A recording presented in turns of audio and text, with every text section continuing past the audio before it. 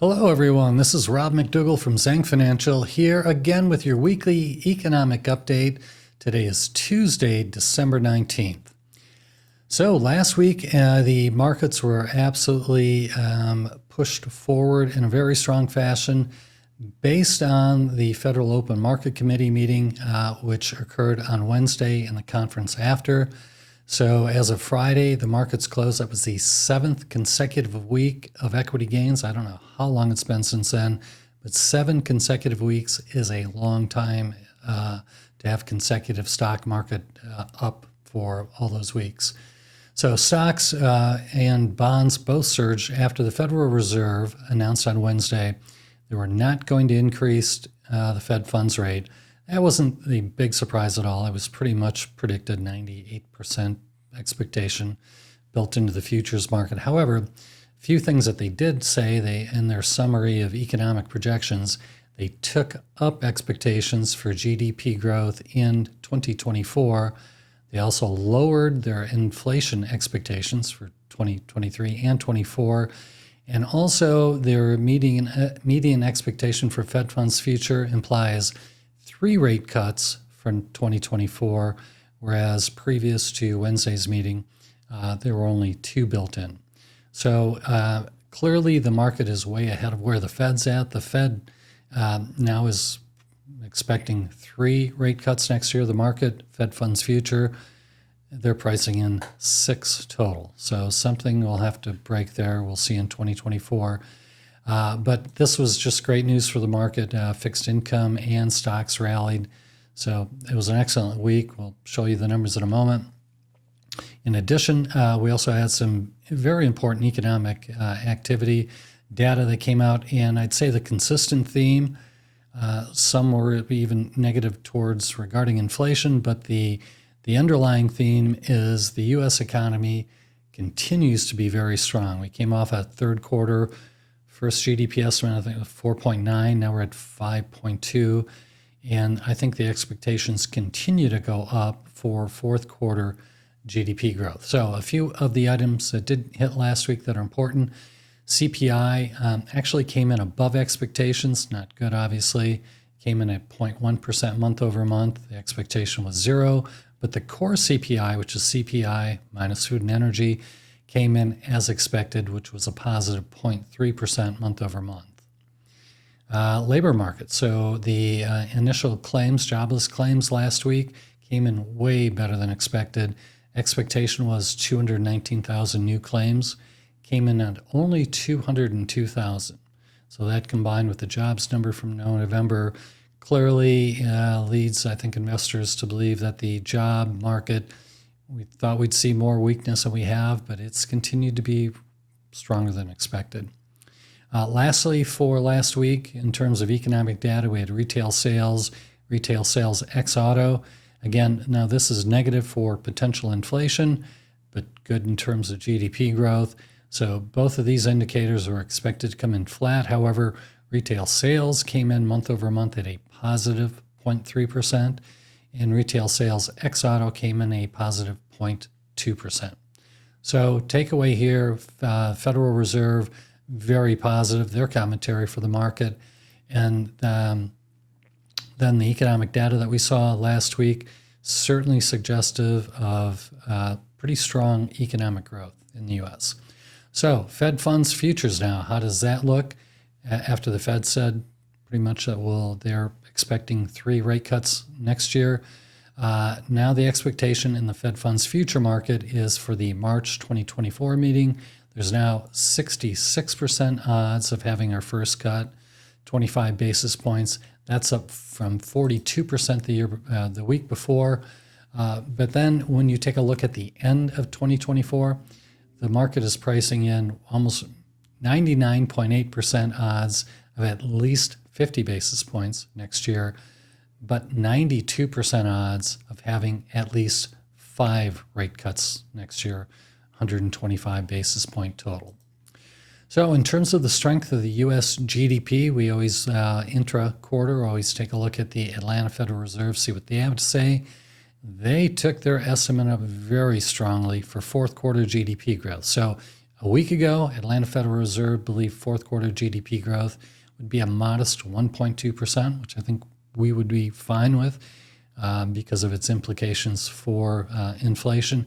However, they revised that from 1.2% to 2.6%. That's a very strong increase. And again, coming off a really strong third quarter, when we see the full year 2023 GDP number, it's going to be very strong.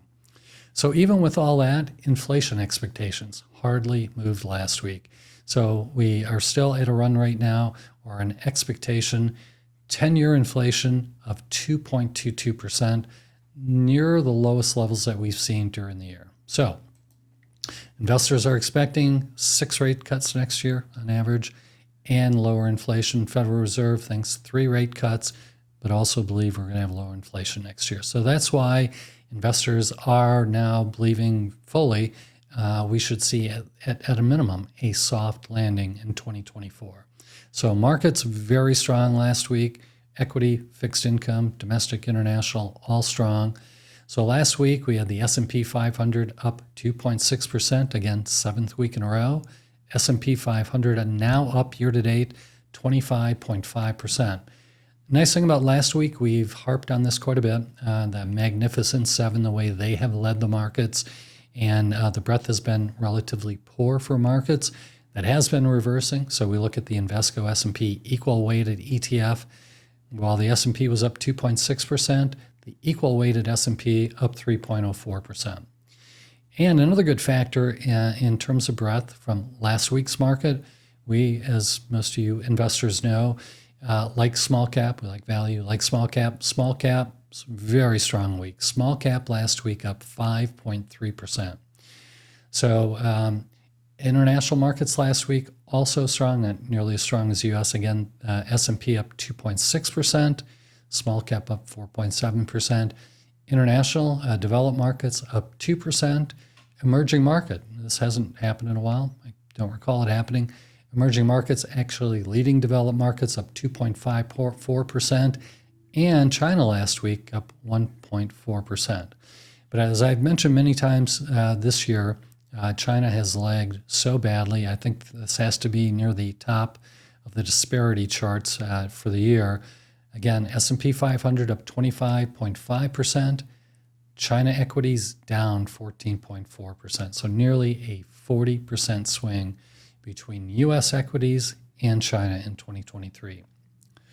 Lastly, in terms of markets last week, bond market exceptionally strong. 2-year yield down 29%, 10-year down 32 basis points.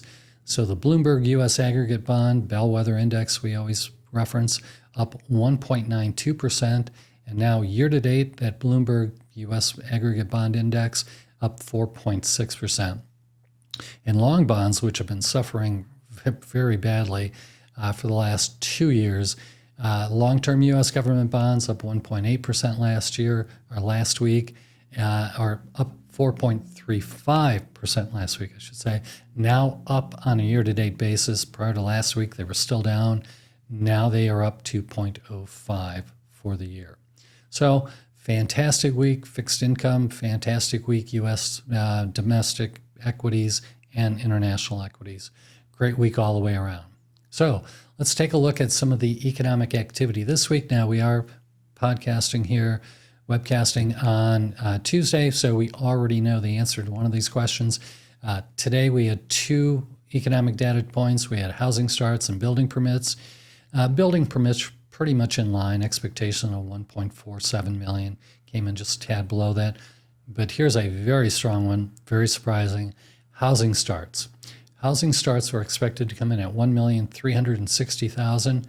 It beat by 200,000, came in at 1,560,000. So obviously we have a bit of a housing crisis in the U.S., and part of the reason why values didn't drop as much as you might have expected during 2023 with the mortgage rates skyrocketing, interest rates in general just up so much, is largely because we are supply constrained in terms of housing. So the additional housing starts, I think, is actually a good metric. So for the rest of this week, some of the key economic indicators, we'll get consumer confidence tomorrow. That's the Fed's version. we had the University of Michigan version last week or a week before, which was much stronger than expected. So expectations are for the Consumer Confidence Index, that should be up a couple of percent. It came in at 102 in November, expected to be at 104. Now we'll skip to Friday. We have a couple more in between that aren't really going to matter that much, but Friday, a very big day in terms of economic activity. We have personal income, personal spending, PCE, and PCE core. So personal spending is expected to have reaccelerated. So month of October, it was up 0.2%. Month of November was expected to be up much stronger, 0.4%. Personal spending, again, this has inflation implications as well as GDP, but inflation, importantly, in the month of October, it was up 0.2% month over month. The expectation is it's going to have accelerated to a positive 0.3% month over month for November. Then the big one, PCE prices, personal consumption expenditure. This is the Fed's preferred measure. PCE for the month of November is expected to be flat, and it was also flat in October. When you strip that down to PCE core, not as favorable. It's expected to come in at 0.2% for November, the same plus 0.2 that we saw in October. The big difference between PCE prices and PCE core is energy prices. So you've likely seen at the pump, gas prices, energy prices have dropped significantly even over the last month, and therefore the PCE headline number is expected to be better than PCE core. So that's it for the economic activity coming up this week, a recap of last week, including the market data. Thank you very much for your attendance. Next week, given we have Christmas, we will probably do this recording, likely do this recording next Tuesday, and hope to see you then. Thank you.